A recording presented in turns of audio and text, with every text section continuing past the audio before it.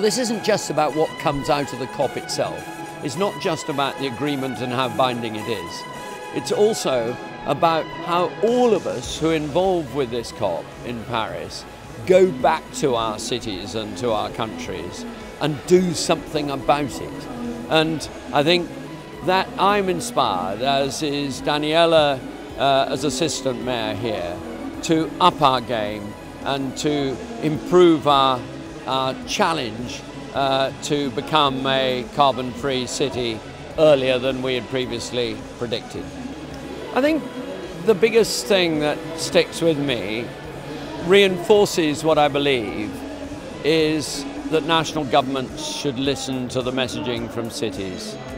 We are closer to the issues, we're closer to the solutions, and they're now beginning to get it.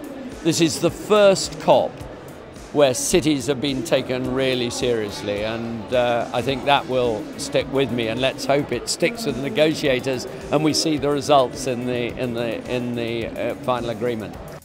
I've just been talking in the Blue Zone about our National Schools programme and about Sustainable Sean and how we do things with a sense of fun, but most of all that we're not just doing it for children, but we're doing it with children, because as was demonstrated so well by the Copenhagen Young Climate Ambassadors, children have the stronger message. They have a real need for us to come to an agreement, and I think we have an absolute duty to make sure that we don't let them down.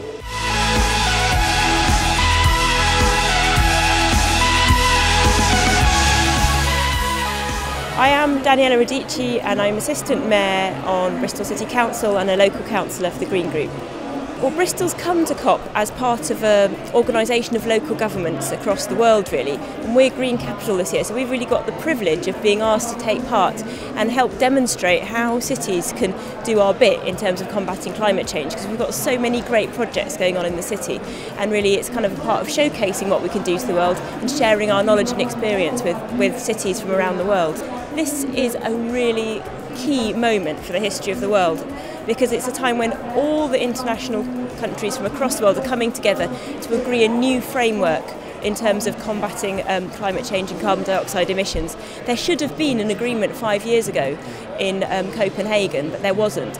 And so with this, because Kyoto Protocol runs out this year, the last formal agreement internationally, so we've really, there's an incredible urgency to get international agreement on reducing carbon dioxide emissions to prevent the climate changing more than it already is. I think, well, this feels like a really massive international effort. There's people here from all over the world kind of bringing their issues, bringing their ideas, bringing their constituencies here. So we've got many NGO organisations, we've got the indigenous peoples of the world, we've got people involved in environmental education, we've got people campaigning on gender rights, and actually all saying, governments, it's time to do your bit. And in fact, I went to a summit with businesses last night, and there were some people representing international businesses and saying, governments, you know, we need you to do your bit. But businesses get it, but they need the laws to be in place. They need governments to put the mechanisms in place, to put the carbon caps on, to put a carbon tax in place, so they can actually enact this and work within that framework. I'd like to see an international agreement at the end of next Friday saying that every single country in the world has pledged to reduce its carbon emissions so that we don't get more than 1.5 degrees of global warming in the next few years, to say that there will be an international carbon tax so that we will actually have a really strong framework in place and incentives for people to reduce their dependency on carbon.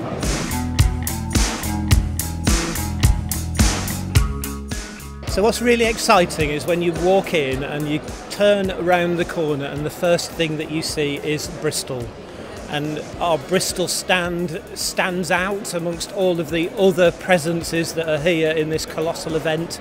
And it means that people are coming to talk to us, they want to know what we've been doing, we want to know why we're the Green Capital.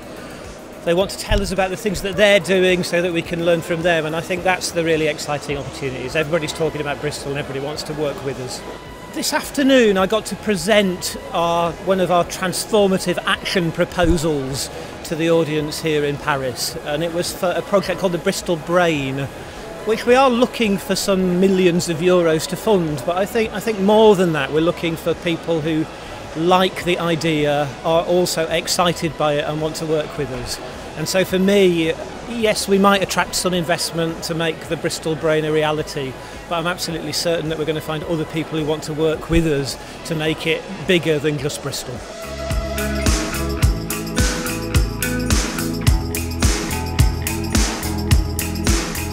My name's Nicola Yates. I'm the City Director at Bristol City Council and I work with George Ferguson, the Mayor. Today I'm Chief Executive of 2015, which is a company we set up to run European Green Capital while we were holders of that prestigious award. And it's great to be here in COP today. It's great to be here at the culmination of all of the hard work that people have put in throughout the year, which started with Bridging the Gap, which in the summer we had the European Commission come and celebrate with us. We were there when Ljubljana won, we were there when Essen won, and it's great to be in the companionship really of other European green capitals here today at this very important event. Yeah, the partnership's something that Bristol has to be very proud of. 850 organisations working collectively to help design and build a better future for the city.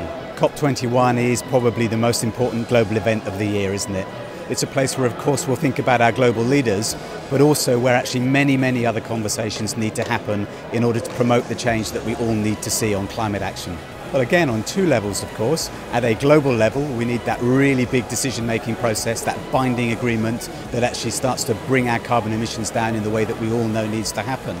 But of course, actually at city level and in relation to the partnership, we're here to make relationships with other cities, to tell the story of the great work that's happening in Bristol and to share and learn from other cities, and that's happening very well. I think the atmosphere here is very positive. There are people thinking seriously, acting positively, and over the last 48 hours I've heard all the right conversations and been delighted to be involved in them.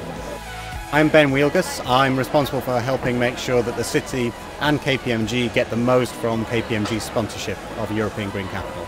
I'm here at COP21 to help Bristol, KPMG and Skanska share what we've learned during the European Green Capital year with many other city leaders, so they can take the lessons that we've had in creating a happy, healthy city and take it to the rest of the world. So having Bristol at COP21 is a clear demonstration that it's a city that people want to listen to, and it's a city that has a story to tell that is of benefit to the world leaders who are coming here to negotiate a new agreement to help save the planet.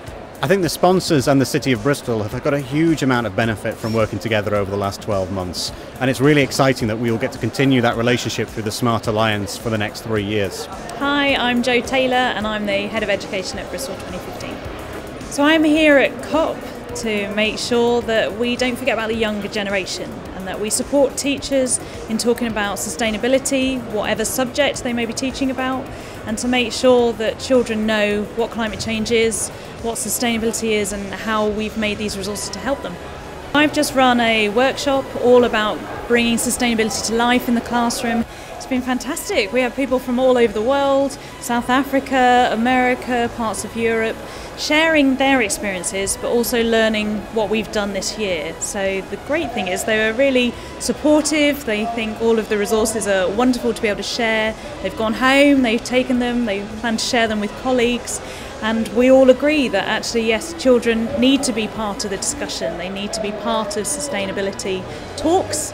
And we hope that just by being here and running this workshop that we've stood up and said, hey, don't forget about the young people.